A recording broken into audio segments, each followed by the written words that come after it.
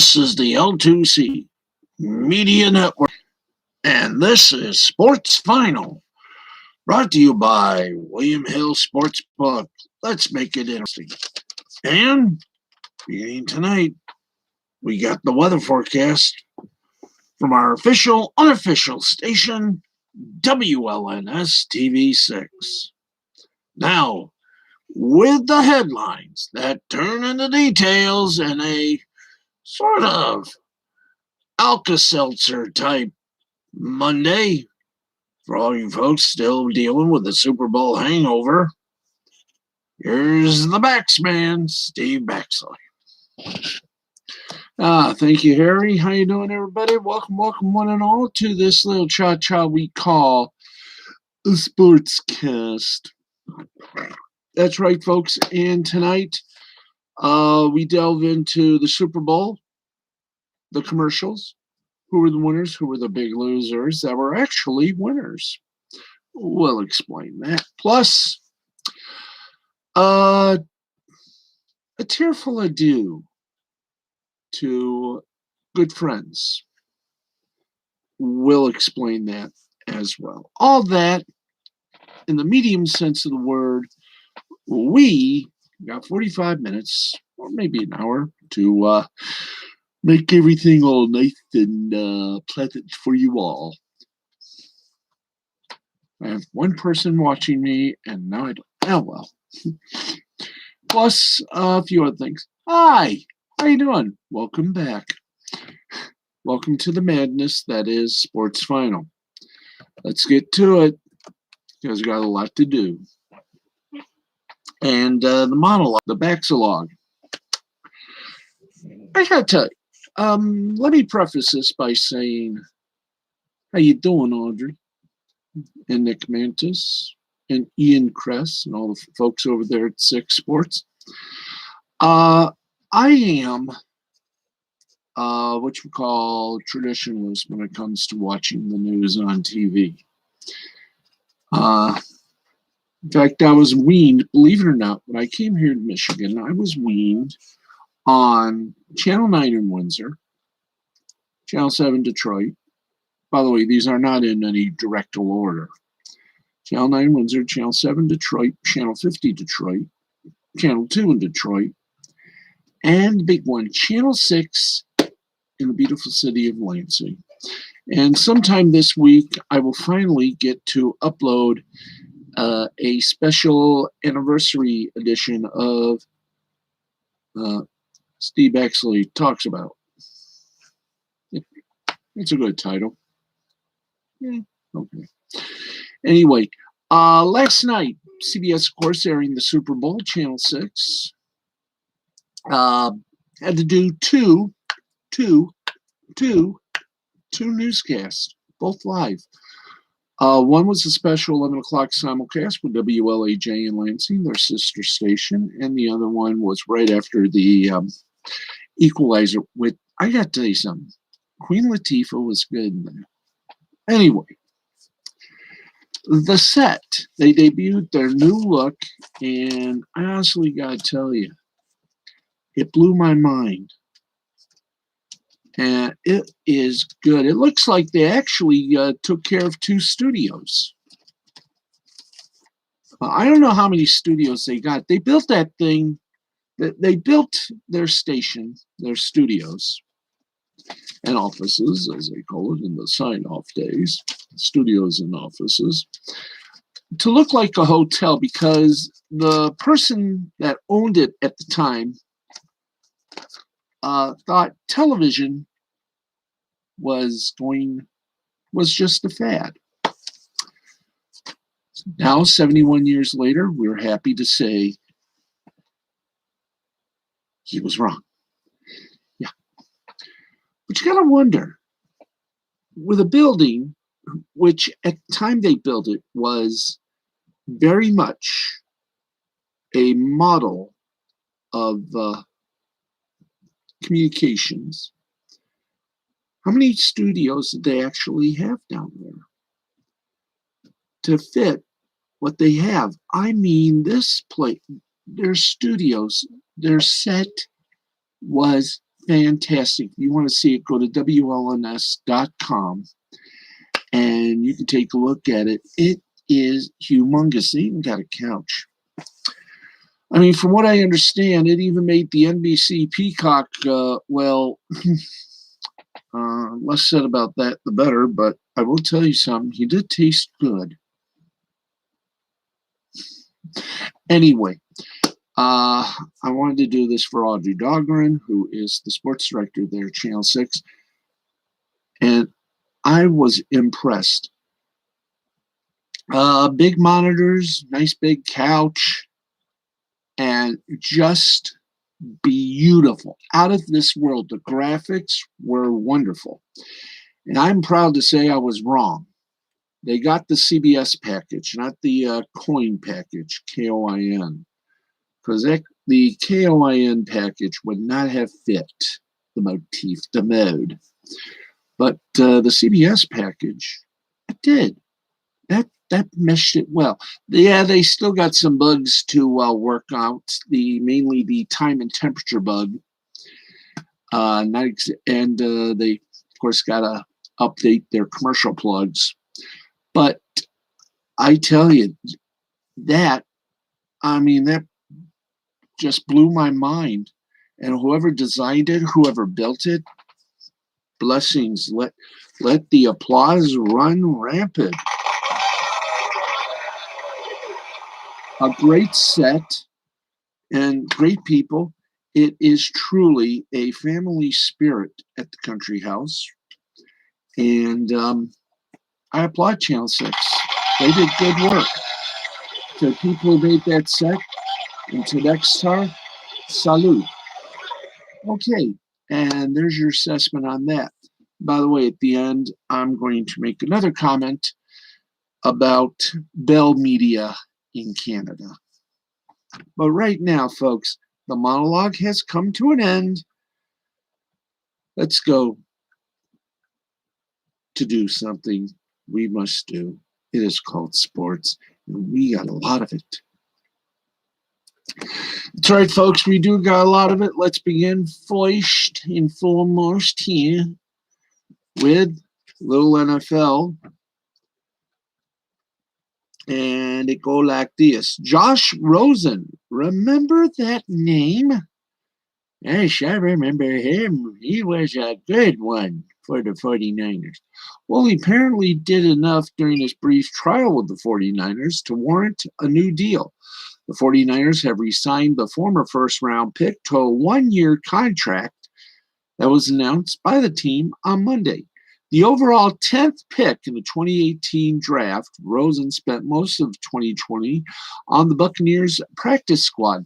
He was signed by the 49ers just 3 days before the team's Week 16 win over Les Cardinals. The team that drafted Rosen spent the remainder of the year on the 49ers active roster, but he didn't see any in-game action. He backed up C.J. Beathard, who played well during his only 2 starts of the 2020 season. Beathard, thank you, boys. Beathard, who will be an unrestricted free agent again this offseason, was one of 3 quarterbacks who started for the 49ers in 2020. Jimmy Garoppolo made 6 starts before an ankle injury sidelined him for the second half of the season. Garoppolo went 3 for 3 as the 49ers started, while Nick Mullins, a 4-year veteran who was a restricted agent, won just 2 of his 8 starts under center. Beathard split his 2 starts after replacing Mullins, who suffered a season-ending elbow injury during San Francisco's Week 15 loss to the Cowboys. Now, despite the quarterback carousel, the 49ers finished 12th in the NFL in passing in 2020. They were also 8th in the league in red zone efficiency. Third downs were an issue, however, as the 49ers were 24th in the league in that department. Injuries at quarterback, along with various other positions, largely contributed to the 49ers' disappointing 6-10 record a year after representing the NFC in the Super Bowl. Now, while he is yet to realize his potential coming out of the draft, the former UCLA star will be 24 years old when the 2021 season begins. Rosen was also not particularly set up to have a to have success during the first 2 seasons of his career in Arizona. Rosen was thrust into the starting lineup as a rookie, where he played behind one of the NFL's worst offensive line. After being traded to Miami in 2019, Rosen again played behind a subpar offensive line that has allowed him to get sacked 16 times during his 3 starts that season. In his first 16 starts, Rosen was sacked 61 times. And there's a joke in there somewhere, but I ain't going to touch it.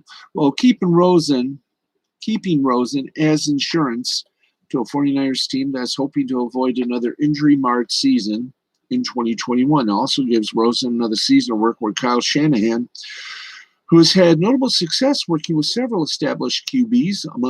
Along with his success with Garoppolo, Shanahan reached a Super Bowl with Matt Ryan during his time as the Falcons' offensive coordinator. Before that, Shanahan served as Washington's offensive coordinator when Robert Griffin III won Offensive Rookie of the Year while leading the football team, the Washingtons, to a division title. As Houston's offensive coordinator in 2009, Shanahan helped Matt Schaub win a passing title en route to his first Pro Bowl selection.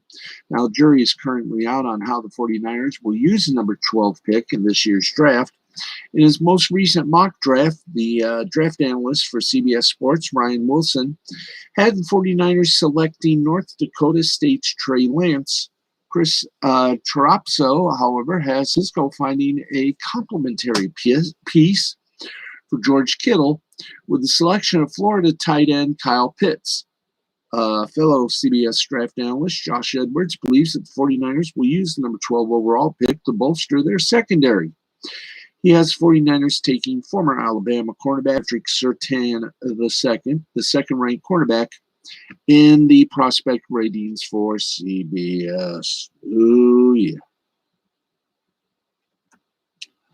Okay, you're probably asking yourself, Steve, is that all there is in football? Oh, are you kidding? We still got more. More. Let's kick it to another NFL rapport. Yep, you ask, we deliver. Excuse me. I made turkey tonight. Not bad. The goat was mad. The honey badger didn't care, and their on-field back and forth created headlines in the immediate aftermath of Super Bowl 55. Tyrann Mathieu stood his ground against Tom Brady, but Brady and the Bucs got the last word after putting up a dominant 31-9 victory over the defending Super Bowl champion Chiefs. Mathieu declined to divulge what was said between himself and Brady, but he did say that he had, quote, never really seen that side of him, end quote. Emotions were clearly high during the game, but it appears that cooler heads prevailed shortly after Sunday's game. Immediately after the game, Brady texted an apology to Mathieu, according to Jenna Lane of ESPN. Brady said that he knew he had to match Mathieu's intensity during Sunday night's game. Now, included in the text was Brady calling Mathieu the ultimate competitor. He also called the Chiefs all-pro safety an incredible leader, champion, and class act. Per Lane, this is what she said. Brady said that he has followed Mathieu's career since his time at LSU. He added that his verbal altercation with Mathieu was not a reflection of his feelings towards him. Brady made it known that he wants to apologize in person sometime in the future. Now, both players were complimentary of each other during the lead-up to the game.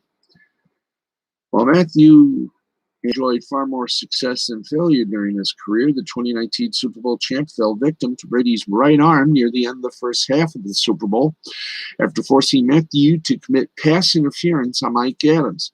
Brady fired a third touchdown pass to Antonio Brown, almost called him Antoine, who made an inside move on Mathieu before breaking inside to give the Buccaneers a 21-6 halftime lead. The Chiefs never recovered while falling short in their bid to become the first repeat champions since the 2003-2004 Patriots. Mathieu said after the game, you got to take the winning and you got to take the loss as well. You've got to do your best to learn from them all. And we hope that this is a learning experience for him because he really, really got whopped by the refs. And he, well, got a little, shall we say, a bit offensive, a bit defensive, a little over defensive. Okay, let's keep going for the love of God. All right, well, our next to last little shindig. Are you ready for this? Are you ready? Tom Brady and Rob Gronkowski's record-setting and headline sharing. There we are. Combination gave the Buccaneers their first 2 touchdowns against the Chiefs in Super Bowl 55. Now, Brady's 3rd touchdown pass, a 1-yard strike to Antonio Brown, gave Tampa Bay a 15-point halftime lead. Buccaneers went on to defeat the Chiefs 1-9. Brown caught 1 pass for 1 yard in Super Bowl 40? No, XLV. That's bad. This is 55. 15? No, it can't be. 1 year pass in Super Bowl 55. His only, no, that wasn't Super Bowl XLV. His only prior Super Bowl appearance, the Steelers lost that day to the Packers 31-25, and Brown has had to wait a full decade to make it back to pro football's biggest stage. Well, Brown also received the $750,000 bonus for helping the Bucs get to the mountaintop. No, we're not talking the Paramountaintop. I'll get to that a little later. A former All-Pro, Brown was considered the greatest receiver in football just a few years ago, but following a tumultuous 18 months that saw him endure missteps both on and off the field, Brown was 30 minutes away from winning his first Super Bowl, which he did. Huzzah. While his legacy was ultimately impacted by the last 2 years, forgive me, I got to take a little drink.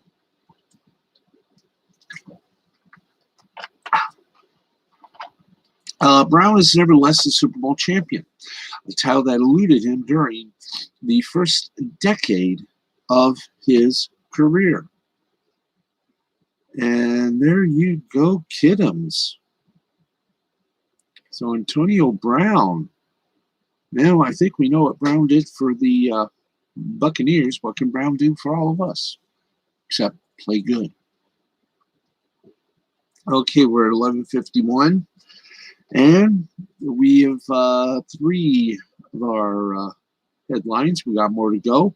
So why don't we just get on with the scoreboard, shall we?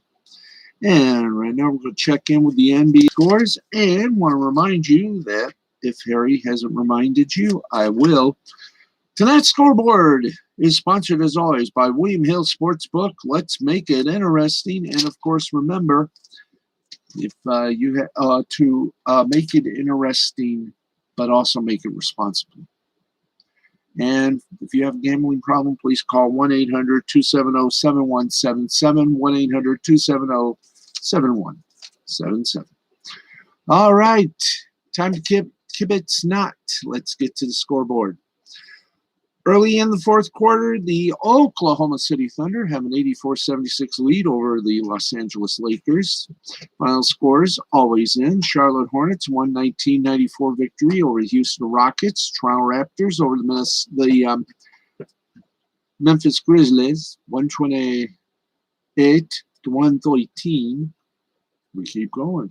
Washington Wizards 105-101 winner over the Chicago Bulls. San Antonio Spurs a 105-100 winner over the Golden State Warriors. Dallas Mavericks 127-122 winner over the Minnesota Timberwolves. Phoenix Suns over the Cleveland Cavaliers 119-113. And the Milwaukee Bucks over the Denver Nuggets 125-112. Yes, they did excellent. Yeah, didn't mess up once. And there you go. Let's get to some more headlines. And here we go. And yes, we have to talk baseball. Why? Because spring training is just 2 is about 3 weeks away. Wow, we're almost ready. Now, Major League Baseball and its Players Association, they have agreed on safety and protocol rules for the 2021 season per multiple reports Monday night. Yahoo.com's Hannah Kaiser was first on this. They have agreed on terms for both spring training and the regular season. In many ways, the 2021 season will look a lot like 2021, except that the plan is for a full 162 games. Now, the key rules adjustments that will be noticed as a difference from pre-2020 will be, and this is going to be fun, doubleheaders will be 2 7-inning games. Each offense will get a runner on second to start every extra inning. Now remember, the goal here is to limit overly extended stays at the ballpark while also protecting players from additional wear and tear. There will not, however, sad to say, be a universal designated hitter. That means all AL games will have the DH, all NL games don't, and interleague games will have the DH in AL parks, but not in National League parks. When I say AL, I mean the American League. As has been thoroughly reported in recent weeks, the MLB owner's side offered up the universal designated hitter, but as part of the negotiation, expanded playoffs were included. The Players Association rejected this, meaning the playoff field goes back to 5 teams per league. 3 division winners and 2 wild cards, which play 1 game with the winner moving on. Now, it is possible things could change before the regular season starts, with the 2 sides agreeing to a DH and expanded playoff field. But for now, its status somewhat quo. Now, keep in mind, the collective bargaining agreement is up after this season, so all negotiations of things like the DH and expanded playoffs we're done with the backdrop of a new agreement needing to happen in several months. Now, neither side wants to look like it is giving concessions to the other. Now, also of note, Major League Baseball is looking at tracing technology used by the NBA to better catch contacts of COVID-19 after positive test, reports New York Post Joel Sherman. So, that's pretty well and good. By the way, we are just 6 days away from the opening of NASCAR race season. That's right. For all of you folks down south and up here in Michigan and everywhere else, hooray. But this is going to be the first year we only get 1 race in Michigan. The new tracks that NASCAR bought with their merger with International Speedway sort of made places like Michigan give up their twofer, and now we're just down to a 1-fer. But hey, it happens. Bois Simon, as we like to call it, Bois Simon. Speaking of rules, more baseball for you before we go any further, and before we hit our first and only break. Gee, I wonder where he got that from. 1 break in this broadcast. Oh, yeah, we got that from the folks at the WLNS Digital Studios when they do the 6 News now at 12:30 on WLNS.com. Where's our... Thank you. We have to hit that dinger when we do a plug. So... also, Major League Baseball is planning a very small change to the baseball in an effort to reduce the wild year-to-year fluctuations in home run rate. As the Athletics' Ken Rosenthal and Eric Saris reports, last week, Major League Baseball issued a memo to front office outlining the planned changes, which are intended to deaden the balls. And here is the gory details from Rosenthal and Saris. Quote, in an effort to synthesize the ball with the specification range for COR and CCOR, Rawlings produced a number of baseballs from late 2019 through early 2020 that loosened the tension of the first rule winding. Which the memo from the Office of the Commissioner reads, explaining that this change had two effects: reducing the weight of the ball by less than 1/10 of an ounce, and also a slight decrease in the bounciness of the ball as measured by the COR and CCOR. COR is the coefficient of restitution, or the relationship of the incoming speed to the outgoing speed. So in other words, this new ball will be less bouncy. Now, small changes do add up, as Rosenthal and Saris noted. The Korea Baseball Organization increased the weight of its baseball less than 1/20th of an ounce and moved the COR roughly 0.01 in 2019. And the result was a 33% decrease in home runs. Now, that said, the KBO increased the weight of its ball. And Major League Baseball's memo indicates it will reduce the weight of its ball.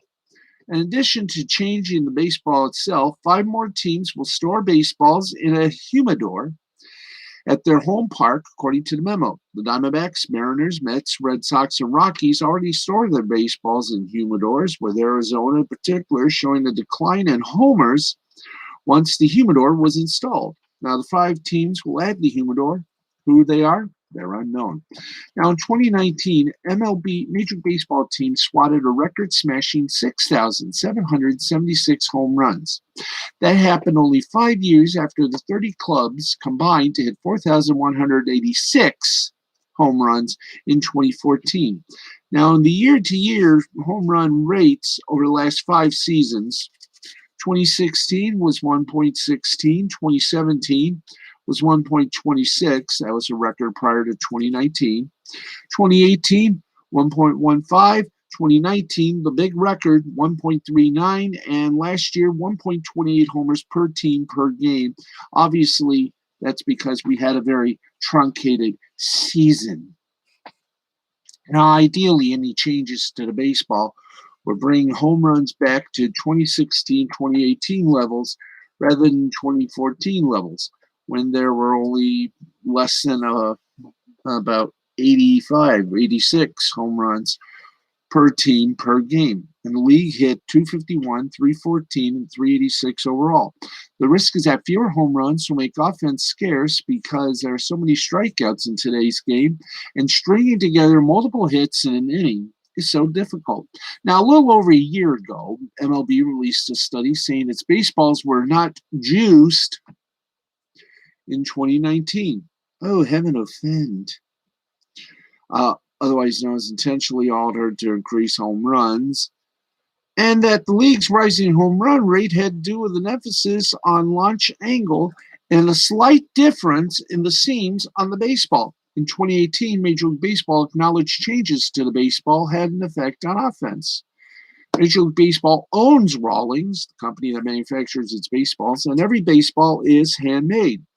It is the single most important piece of equipment in the sport and can play very differently from one year to the next. And this is Major League Baseball's first public effort to create some consistency. The more you know. Weren't you glad you came here today? Yes, indeed.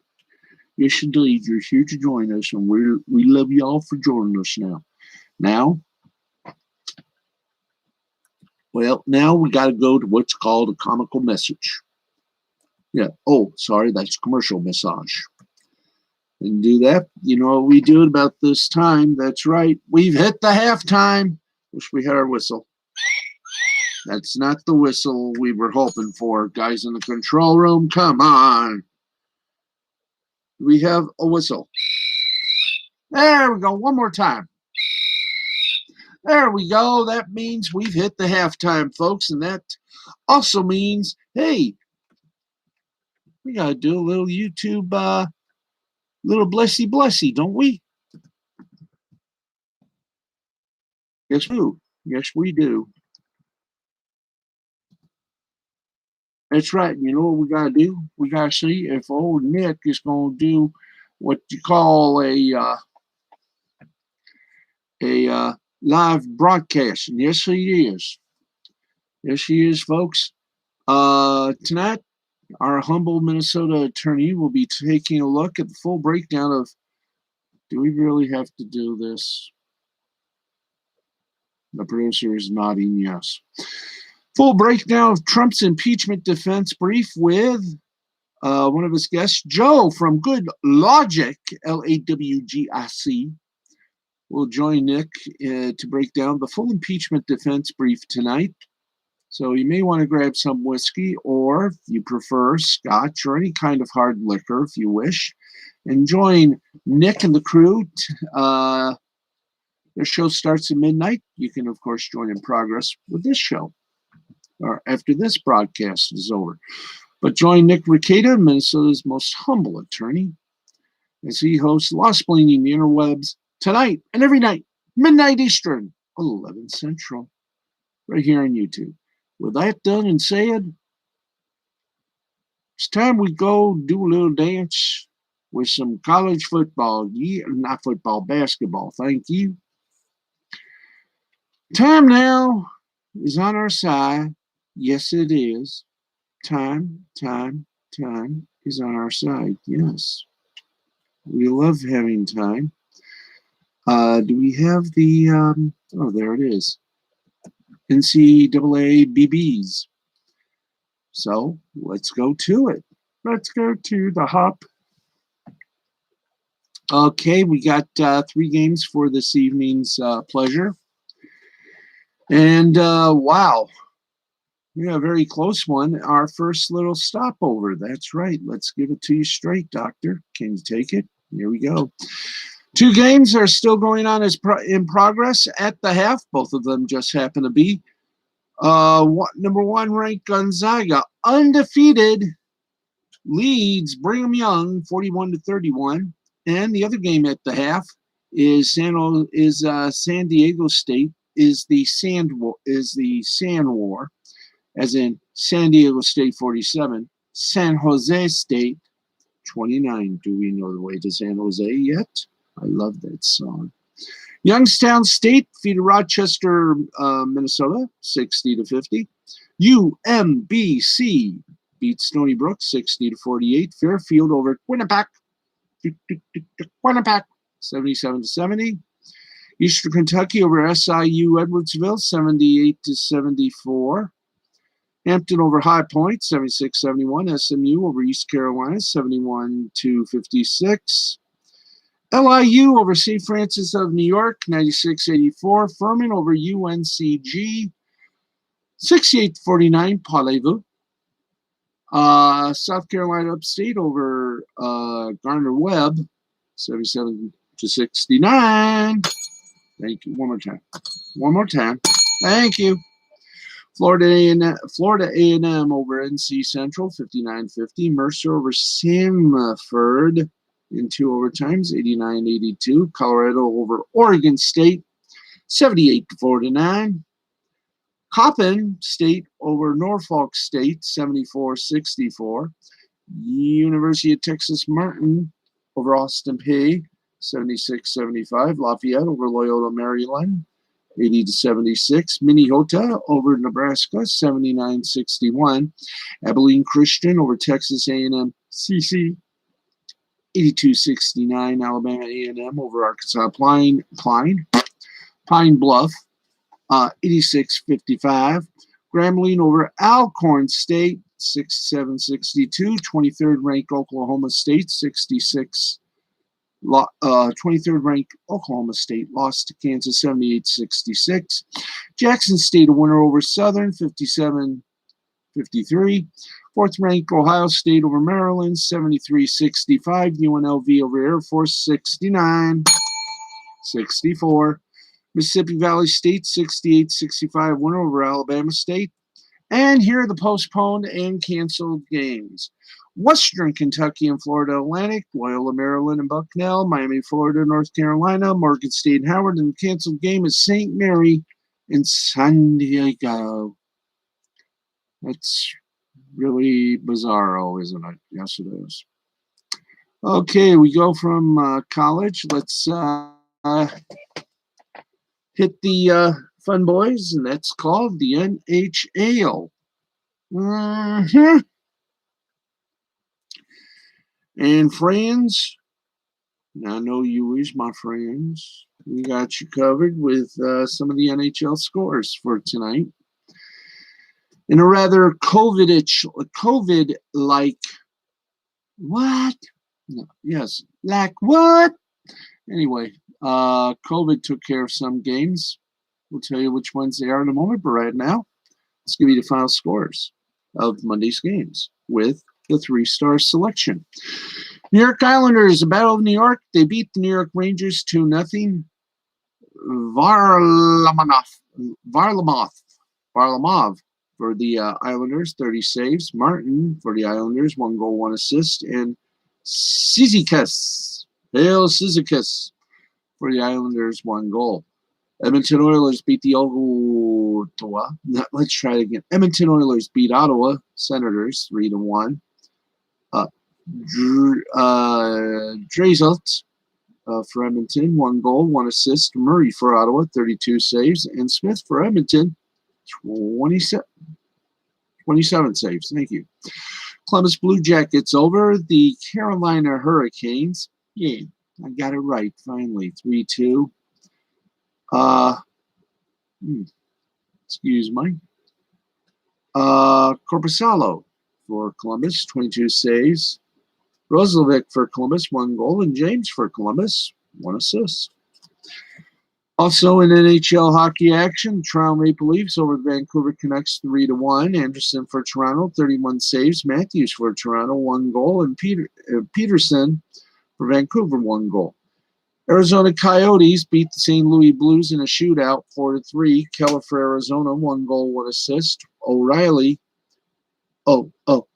O'Reilly Auto Parts, yeah!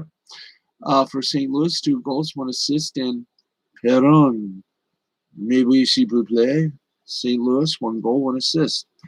Continuing on, the Tampa Bay Lightning, yes, right, folks, Tampa Bay, the City of Champions, the defending Stanley Cup champion, Tampa Bay Lightning, spanked the Nashville Predators 4-1. Corelli for Tampa Bay, 2 goals. McElhinney for Tampa Bay, 23 saves. And Rene for Nashville, 31 saves. Game postponed was the Buffalo Sabres and the Boston Bruins. There you go. And once again, all the scores in the scoreboard were presented by William Hill Sportsbook. To remind you that let's make it interesting, but do so responsibly. And if you have any problems, if you're in Michigan, please call 1-800-270-7177. That's 1-800-270-7177. Yes. You're saying whisper. Okay, where are we? What have we done to this song? Anyway, we got more headlines and everything outstanding. Do we have more headlines to do? Yes, we do. In fact, let's go media hopping, shall we? That's right. It's time to visit the folks from Awful Announcing. Get some headlines for you before you head off into the immortal abyss of sleep. And, well, the NHL in the news again, even in the Awful Announcing ranks of our media bites. Let's do this. The recent NHL schedule has been highly in flux following COVID-19 protocol. Postponements for the Vegas Golden Knights, Colorado Avalanche, New Jersey Devils, Minnesota Wild, and Buffalo Sabres. And that's continuing this week. Now, while the Golden Knights returned to play last week and the Avalanche are set to return on Sunday against the Golden Knights, the league announced Monday that the postponements for the other 3 teams will be extended through Tuesday, January 16th, affecting 2 Sabres games, 3 Devils games, and 2 Wild games. In fact, here's the announcement we send you forthwith. The Sabres games against the Washington Capitals, scheduled for February 11th and 13th, were postponed because of COVID-19 issues with Buffalo, which previously had 4 games postponed on February 8th through February 8th. Sabres forwards Dylan Cousins, Taylor Hall, Curtis Lazar, Casey Middlestat, and Tobias Rieder, and defensemen Remus Stalin, Jake McKay, Brandon Monitor, and Rasmus Ristolainen are in protocol with coach Ralph Kruger, who tested positive for COVID-19 on February 4th. Devils games against Philadelphia Flyers on the 11th and 13th and Boston Bruins on the 15th were postponed because of COVID issues, with New Jersey, which previously had 3 games postponed through February 6th. Back to you, Bill. Wild games against St. Louis Blues February 11th, Los Angeles Kings February 13th were postponed as forwards Nick Bujard, Nick Bonio, Joel Eriksson Ek, Marcus Foligno, Marcus Johansson, and Nico Sturm, and defensemen Ian Cole, Brad Hunt, and Jared Spurgeon are in protocol. Now, that announcement also includes that, quote, a decision on when the 3 teams can resume practice and gameplay will be made by the medical groups of the NHL Players Association, each team in the coming days, yes. As for how this is affecting individual teams, Michael Russo of The Athletic had a good comment from Wild GM, from Minnesota Wild General Manager Bill Guerin on Monday. Quote, it's just hella contagious. And I think once it gets out there, it's out there, and kind of luck of the draw. If you're going to get it or not, we've been following every protocol to a T. Sometimes we followed it to a Q. Players, staff alike have been doing a great job of trying to be responsible. It's just one of those things. Just one of those crazy things. During the course of a game, too. It could have been passed along. I really don't think there was much that we could have done outside of maybe we could have stayed in Colorado and just stayed in our hotel rooms. Put him up. Put him up. I'll tell you, I'm a cowardly lion. But other than that, not really. The cases are coming bit by bit. We're getting a couple here, a couple there. Old MacDonald had a farm.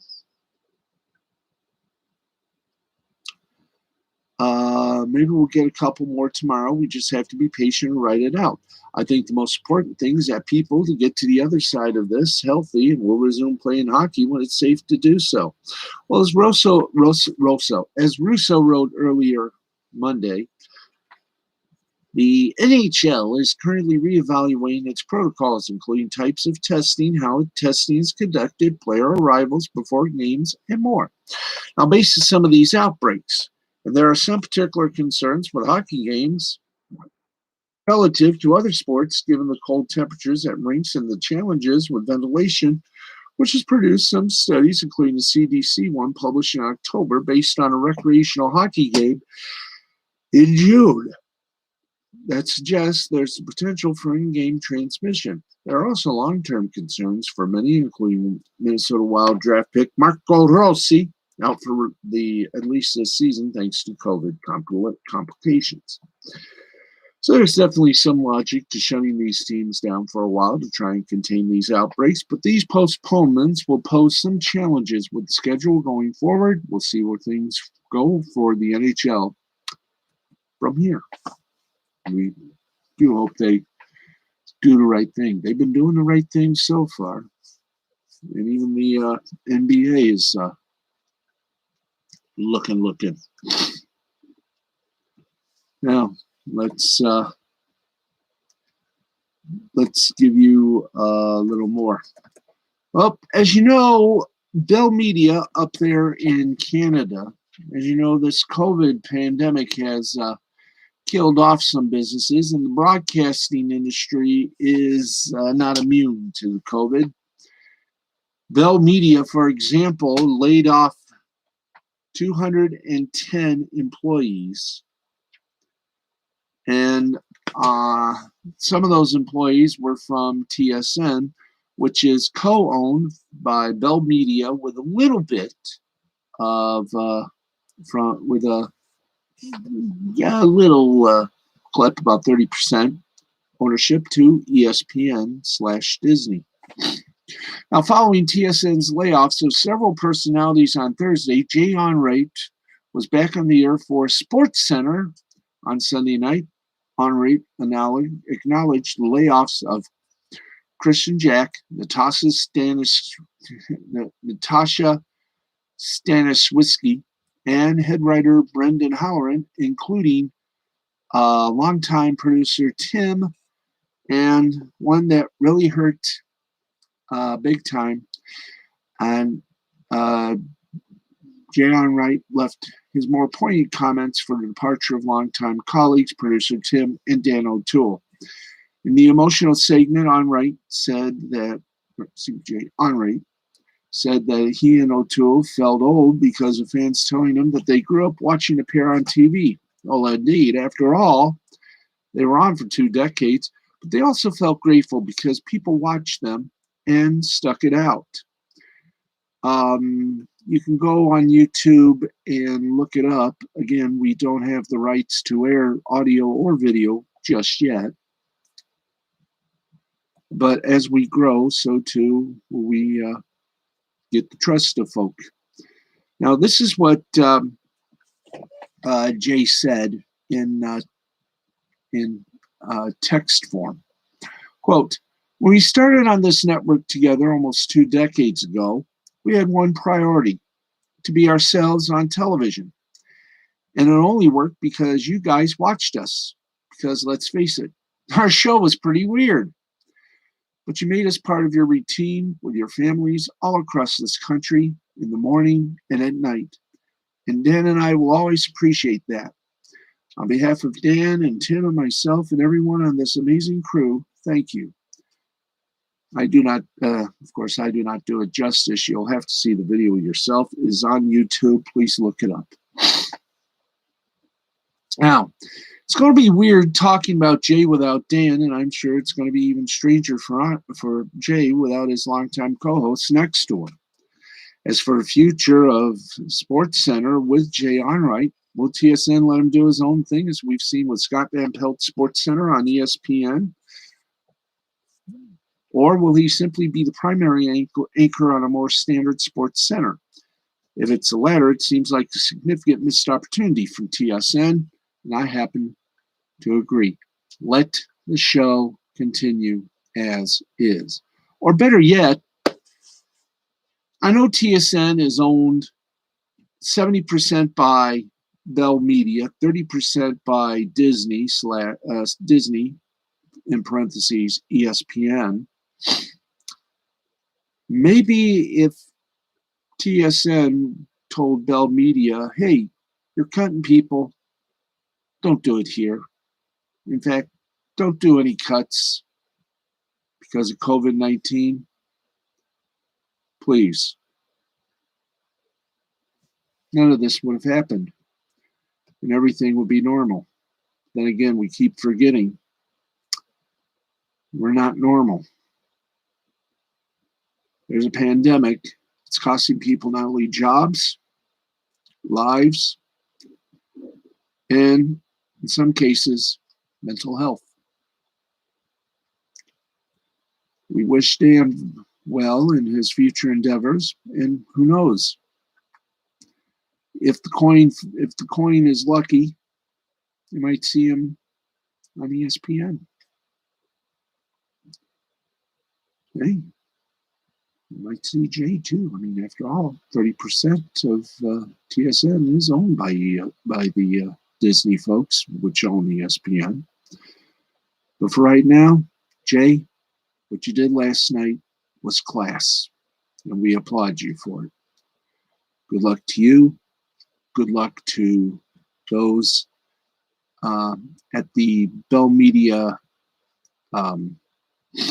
stations and networks. Stay strong, stay tough, and be true and be you. There we go. 23 minutes past the hour of midnight, and we got another scoreboard to do.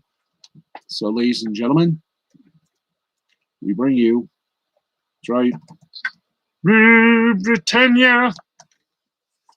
It's time to do little football scores. That's right. Time to go footy. Not Aussie footy, but that's coming up soon, isn't it? Yeah, it is. Wow. I hope to get this cleansed. Then again, I miss doing this show. Anyway, let's get to the football scores and give you an update on the standings of the Premier League. And it's a Premier League. We start with Leeds United over Crystal Palace, 2-0. Club World Cup, Bayern Munich over Al Ahly, 2-0. National League South action. The Chelmsford City Billericay town match was postponed due to weather. Spanish La Liga, Atletico Madrid and Celta Vigo ended in a 2-2 tie. Australian A-League action, Sydney over Wellington Phoenix, 2-1. The Phoenix did not rise on that game. Brazilian! And hey, anyone had a Brazilian? Please let me know what it was like. Grêmio over Botafogo, 2-5. Anyone wish to have a Danish? Because we got a Superliga of Danish. FC Midtjylland defeated Randers FC 2-1. In the Greek Super League, PAS Gianna beat Panathinaikos 2-1. In the Portuguese Premier League, it was Moreirense over Fariense 2-1. Benfica over Famalicão 2-0. Santa Clara over Maritimo 2-1. And Vitória Guimarães and Belenenses tied at 1. In Turkish Super League action, it was Gaziantep over Gaziantep 2-0. Trabzonspor over Yeni Malatyaspor 2-0. Okay, we got 12:25 right now. It is time we do something fast, isn't it? Yes, it is. How fast can we do this? Oh, would you believe? And say hello to all my friends on the old FB. Let's say hello to some of them and then get over to the main event of this broadcast, which is the scoreboard. So if you are ready, here we go. Everybody sing, everybody dance, everybody have a romance. Here we go. We say hello to Christina Peterson, Brenda Gominski, Sharon Baxley, Lashaway Lance, Daniel Wilcox-Graves, Yvonne Marie, Angela Peterson, Anthony Pickrell, Jay the Marine Man, my good friend, Alan Oberoff, how you doing? Ricky Pickrell, how's it going? Brian Mann, Yuki Tanaka, Anne-Marie Mann, Matthew Nichols, Jerry Nichols, Nancy Nichols, Brenda Dixon, January J. Keaton, Jimmy Jam, Cindy Davis, Archangela Orsini. And we include also in that livable position Mark Boone, Bruno Renoir, Joseph Radcliffe, of course, the fun, thrills, and excitement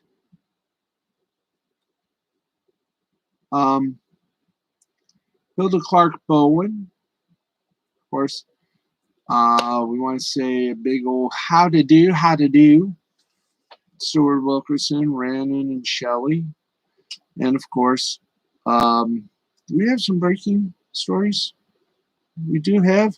Well, let's go to it. We got a little breaking news for you. We're going to go straight to Australia. Apparently, a press conference has just been called.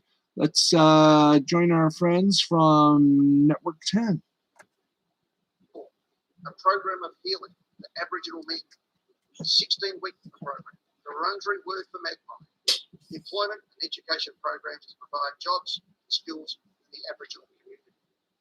These have been going on for more than a decade, followed on from our historic relationship with ATSI, which is one of the first things that I was able to do when I became the president of this club. Our RecLink team is for the disadvantaged and at-risk people. We provide funding and support for all of these projects, and these are outside the ones we work with, with the AFL. And without my right-hand man in philanthropic works, David Emerson, none of this would have happened. Thank you, David, for everything you've done. You've just been a saint. And the support of Eloise Pratt and the Pratt Foundation, as well as the board of our foundation, originally chaired by John Calvert-Jones and later Peter Murphy. This is why I say we're not a racist club, far from it. It is why I'm so proud of our club and the people every day of every week who benefit and who are inspired by the very purpose of the being of Collingwood, and that is to be a beacon of hope for all people, particularly those at their lowest ebb or have been socially isolated and left behind. It has been since 1892. I remind people that our recent review, inspired by Black Lives Matter, but part of a 6-year journey of our Reconciliation Action Plan, was to look to what we need to do in the next 10 years, not the last. The report says, and I quote, that the Collingwood Football Club commissioned an independent review of its process of dealing with racism that reflects the realisation within the club that something fundamental needs to change. It needs to be noted and underlined, they said, that in undertaking this review, the club was unflinching in holding up a mirror to itself. It was a brave first step that few would have the courage to take, and shows the seriousness with which the club takes this issue. The report does make the point that there have been systemic problems, which the authors explain means problems with our processes that saw our club react to incidents. It is why, in the first paragraph of my written statement last Monday, which I didn't read out in my spoken comments, but I'll say again, in the first paragraph of the written statement handed out and online, I quote again, the board of the Collingwood Football Club commissioned the Do Better report for the right reasons. We can learn from our past. Collingwood is and will continue to be a wonderful club, but this should not stop us from striving to do better. The CFC Do Better report is an acknowledgement that our club, our game and our country have not always got it right. And for our part, we have always sought to do our best, but that hasn't always been good enough. And for that, we are sorry.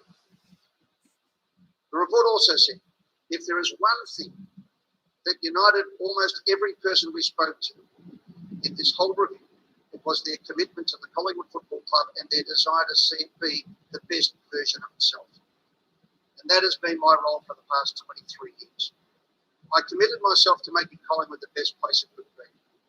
I'm proud as a result of that we have built these amazing facilities for training, community and social experiences, that we were able to be a major partner in the rebuild of the Melbourne Cricket Ground, that we have rebuilt and reimagined Victoria Park, that against opposition I was able to establish the Collingwood Women's Program that now sees 2 women's football teams, pre and post COVID restrictions of course, and to expand our teams to our magnificent Super Netball team in the highest grade competition in the country and in Tasmania as well.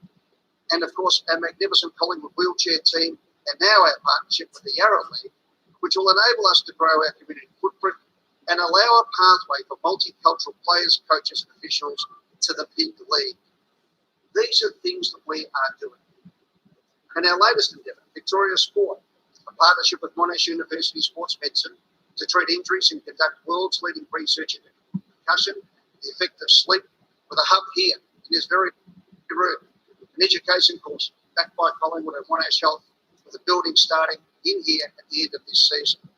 Thank you to Monash and to the Okay, you have, we've just been it is because we have so much going on, so much good to do, press conference. Pressure from COVID-19, that I committed to continue my presidency until the end of this season. However, I don't think that is now either fair or tenable for the club or the community. People have latched onto my opening line last week, and as a result, I've become a lightning rod for vitriol. Or worse, to place the club in a position where it's hard to move forward with the implementation of our plans with clear air. Our sponsors, who all stand united against any form of racism, are also under pressure. Emirates, CGU, Latrobe Financial, Nike have been magnificent supporters and are hard taskmasters in making sure we live our collective ideals together. They are a major part of this journey, and I thank them on behalf of the entire community. Their work through Collingwood is to shine a light on the path forward and support us in our collective endeavours. And also to our playing group, to our champions of Collingwood. I want them to have no distractions and have clear minds in representing the club, winning the flag, helping to fashion the club we want. When I came to Collingwood, it was a club riven with rivalries, enmities and division. It has not been the case in my time. So I do not want any of this to cause rancour or factions. It's better then to fast track my leaving the club from the end of the year to now. I love Australian rules footy.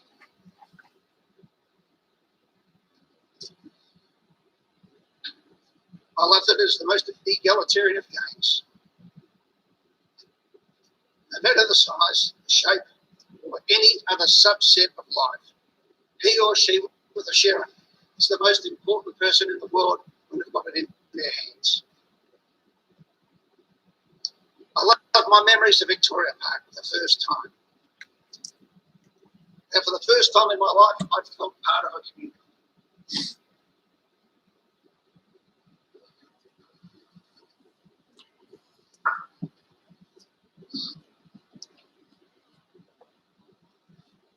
I love my memories of Victoria Park. I'm going to say it again. The first time I ever felt part of any community. That feeling must. Okay, we've just bumped in with a Fine young men become fantastic leaders. breaking story out of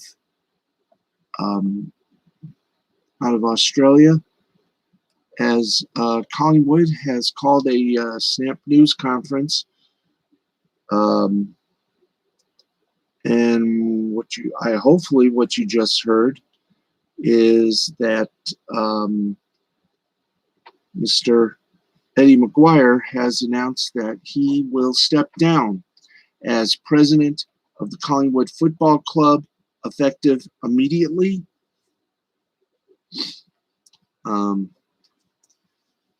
Obviously, cancel culture decided that the best thing to do was to force a person who was trying to help to step down.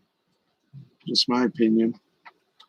But Eddie McGuire, who is a producer of a show called The Footy Show long ago, and also does a little radio show in Australia, has announced that he is going to step down as president of the Collingwood Football Club. That's a club from the Australian Football League, effective immediately. We'll have more on this when more is given. But right now, let's just continue with the hellos. I know we're going beyond the limitations. Hello to all my friends on Twitter, Instagram, TikTok, on Minds. Hello to, as I said, Jamery J. Keaton, Audrey Dogger, Nick Mantis,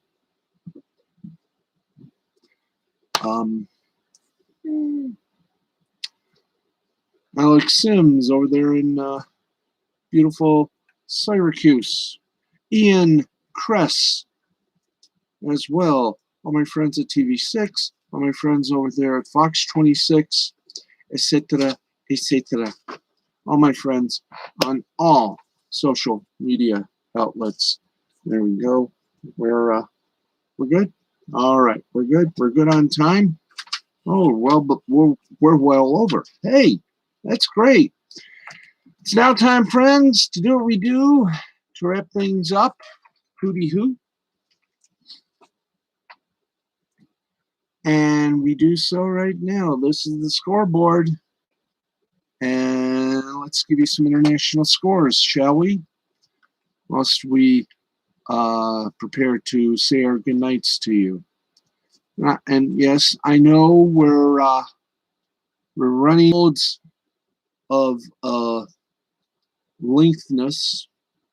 We apologize for that, but breaking news does happen, and yes, sometimes when we break news, we like to bring it to you live. I know, keep saying we don't have the rights, and in some cases we don't. But when it's breaking news, we break in. Therefore, we are duty bound to report that. Okay, let's give you some action from the hard court international version. By the way, Australian Open is continuing, and we don't have all the scores available to us. So right now, let's give you, wow, we've only got one international hockey score, and that's in Sweden. HV 71 over Brian's 2-1 after overtime.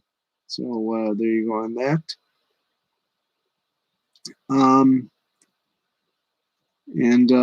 Oh, that was hey, long ones there. Okay, so only one score. Wow. Do we have any baseball? Yes, we do. We better. We only got one baseball game that is being played right now or is about to be played right now. Let's take you to the baseball scoreboard of internationalness. And then we'll say our goodnights to you. Should not be too long. No baseball tonight. So, folks, I'm happy to say we're done. We are 6 minutes over our little time now, about to be 7 minutes, but we want to thank you all for joining us. We had to take the breaking news out of Victoria, Australia, and we'll get you more from that on tomorrow's show. That's going to wrap it up for us. We will see you tomorrow night, 11:35 Eastern, 8:35 Pacific time, or for those of you who love Family Guy, Pacific time. And until then, I am Steve Baxley saying thank you. The Baxman says thank you very much for joining us on this very good Monday. Oh, by the way, who was the winners and who is the loser of the Super Bowl commercials? Well, if you believe in, which we do, the USA Today ad meter, it was Rocket Mortgage and Tracy Morgan were the winners. And the CEO of a milk company, let me just, we better get that.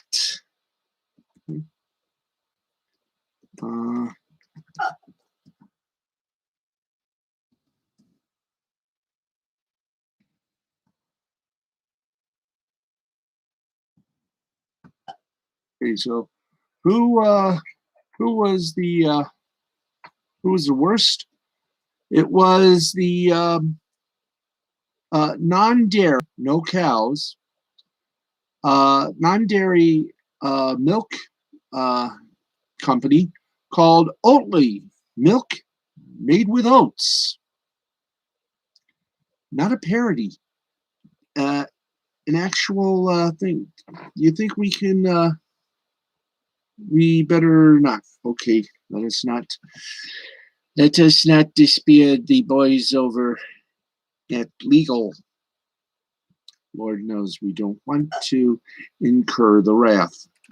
So to our friends at Oatly, now that commercial was very creative, I will say this, but granted, when you're in a field of oat and you're singing no cow, wow, no cow, wow, and you're CEO of a milk company, you may have lost the ad bowl, but you actually won the promotion of it. You actually won the publicity. And I have a feeling everyone's going to be going for that Oatly oat milk. Yeah. Milk made out of oats. That'd be something to try. Yeah, maybe some Budweiser lemonade seltzer and Bud Light seltzer and some Budweiser Zero to go with it. Anyway, that's going to wrap it up for us. I'm Steve, the Baxman Baxley. We'll see you tomorrow night. This has been a presentation of Mystifying Creativity Productions in association with the L2C Media Network and L2C Sports. We'll see you tomorrow night, 11:35, right here on youtube.com/alug-a-nut. Do we have time? Come here. No, come on up. Come on up. Trying to get Uno up here so she can say goodnight to you, but, well. Come on. Get up here. Last chance. We'll try tomorrow. Thanks, everybody. Good night. Enjoy the rest of your evening. If you're on the West Coast, enjoy your morning here on the East.